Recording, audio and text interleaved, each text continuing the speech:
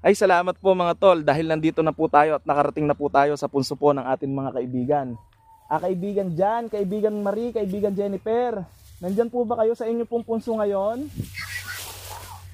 Ayan mga tol, nagsasalita po si kaibigan Jan. Ang sabi po ni kaibigan Jan ay tumuloy daw po ako, napakainit daw po. Oo nga po kaibigan Jan, sobrang init po. Ayan mga tol, ang sabi po ni kaibigan Jan ay maging sila man daw po ay naiinitan sa loob po ng punso nila. Yun po ang sabi niya. Kahit po pala kaibigan Jan, nasa punso po kayo ay naiinitan din po pala kayo dyan.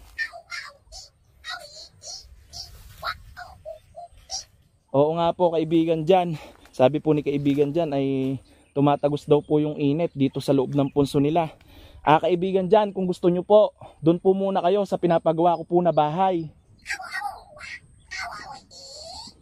Ayan mga tol, ang sabi po ni kaibigan Jan ay sige daw po pag nagpatuloy daw po yung init ng panahon sa mga susunod pang araw ay doon daw po muna sila sa bahay kong pinapagawa. Yun po ang sabi niya. Salamat po kaibigan Jan para hindi na din po ako malalayuan sa pagpunta po sa inyong punso.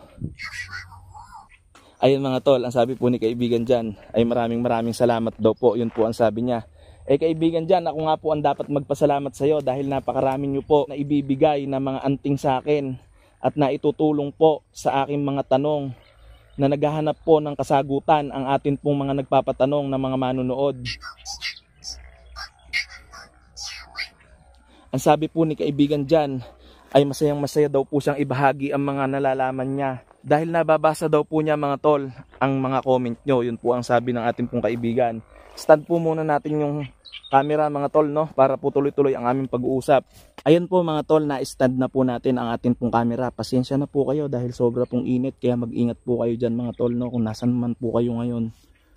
Kaibigan ko pong dyan, na-stand ko na po ang aking pong camera.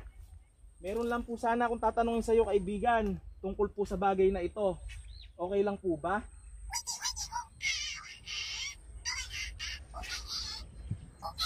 Salamat po kaibigan Jan.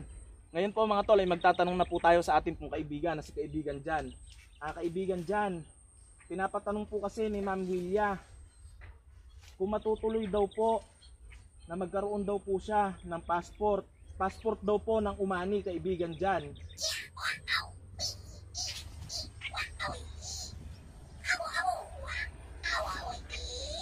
Salamat po kaibigan Jan. Ang sabi po mga tol ni kaibigan Jan kay Ma'am Willia, sa nakikita daw po niya ay wala naman daw pong dahilan para hindi po kayo magkaroon ng passport na ito. Basta daw po ayusin nyo daw po ang pag-a-apply nito at nasa tamang proseso. Yun po ang sabi ng ating pong kaibigan na si kaibigan Jan. Maraming salamat po kaibigan Jan. Ang susunod ko naman pong katanungan ay tungkol po sa pinapatanong po ng ating pong kaibigan na nanonood na nasa Taiwan. Nangangamba daw po kasi sila doong kaibigan dahil nagkaroon daw po ng tensyon ang Taiwan at China.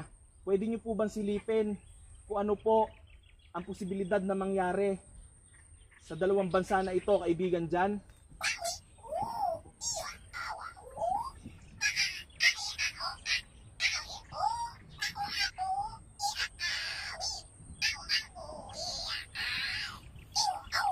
Maraming salamat po kaibigan Jan. Ang presidente daw po ng China ay nangangamba daw po, nalusubin daw po ang kanilang bansa ng Amerika at ng mga bansa daw po nakakampi ng mga Amerika na magtulong-tulong daw po ang mga bansang ito kapag ginalaw po nila ang Taiwan. Yun po ang sabi ni kaibigan Jan natin, kaya hindi pa daw po ito mangyayari. Yun po ang sabi niya. Oo nga po kaibigan Jan, sana nga po ay hindi po ito mangyari.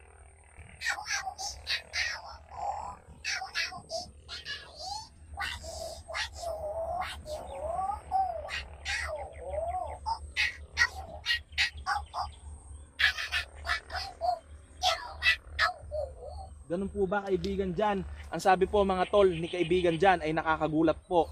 Ang pinakamalakas daw po na bansa ay ang China. Dahil nadagdagan daw po ang kanila pong mga armas. Ginamit daw po nila ang pangangalakal sa iba't ibang bansa upang makapagpondo, upang palakasin po ang kanilang armas pang militar. Yun po ang sabi ni kaibigan Jan. At ito po na bansa na ito ay pinakamalakas daw po ngayon na bansa. Nakakatakot po pala kaibigan dyan. Ibig sabihin po pala, hindi po pala ang Amerika ang pinakamalakas na bansa po sa buong mundo. Ayan po mga tol, ang sabi po ni kaibigan dyan, mas malakas na daw po ang China.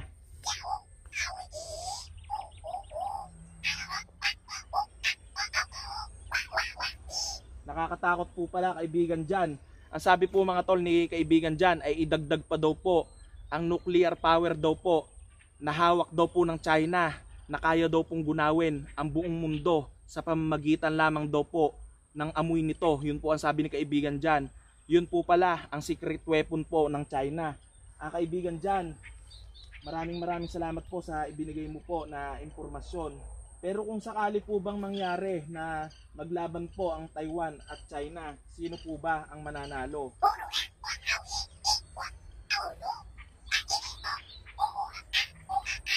Ayan mga tol, ang sabi po ng ating pong kaibigan na si kaibigan dyan, hindi daw po uubra ang Taiwan sa China, sa totoo lang. Ganun pa man daw, ay hindi daw po mananalo ang China. Dahil ang mangyayari daw po, pag daw po ginawa nila ito, ay magtutulong-tulong daw po ang mga bansa na kaalyado ng Amerika para labanan daw po ang China. Yun po ang sabi ni kaibigan dyan. At sa huli daw po, ay magkakaubusan daw po kung sakali daw po na mangyari ito. Hindi daw po matatalo basta-basta ang China. Lalaban daw po hanggang sa magkaubusan. Yun po ang sabi ng ating pong kaibigan. Kaibigan, maraming salamat po. Sana naman po ay hindi na matuloy ito na gera po na nagbabadya sa dalawang bansang ito. Salamat po kaibigan dyan. Habang pinoprotektahan daw po ng Amerika daw po ang Taiwan, ay hindi daw po ito mangyayari. Yun po ang sabi ng ating pong kaibigan na si kaibigan dyan. Ayan mga tol, no, lilinawin ko lang po, hindi pa daw po ito mangyayari. Salamat po kaibigan dyan. Meron po ako sanang gustong tanungin sa iyo kaibigan tungkol po sa sa kaibigan po natin viewers na pinapangakuan po siya ng malaking pera daw. At kailangan din daw po niya magbigay ng pera. Para daw po makuha daw po niya yung pera na pinapangako po sa kanya ng malaking pera. Sa tingin niyo po kaibigan, pwede niyo po bang silipin kung totoo po ba ito o hindi?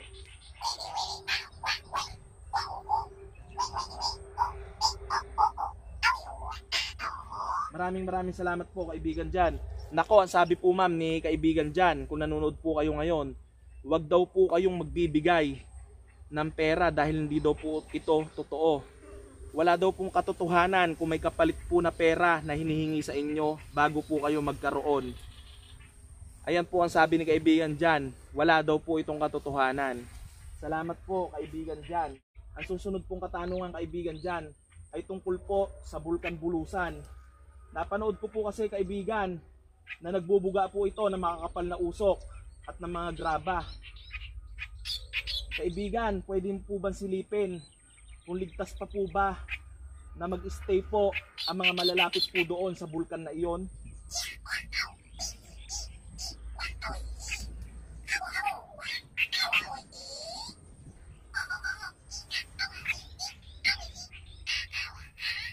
Maraming salamat po kaibigan dyan.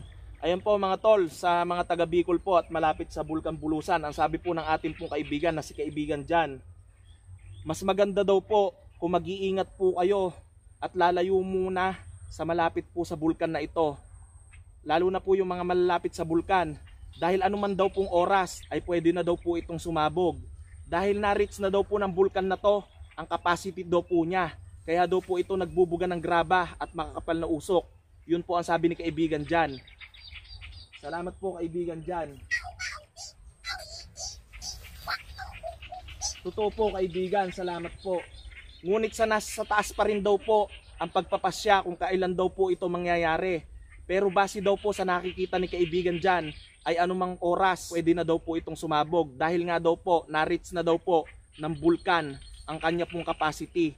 Ibig sabihin mga tol, talaga po pala yung bulkan na to ay na-reach na po yung kanyang capacity.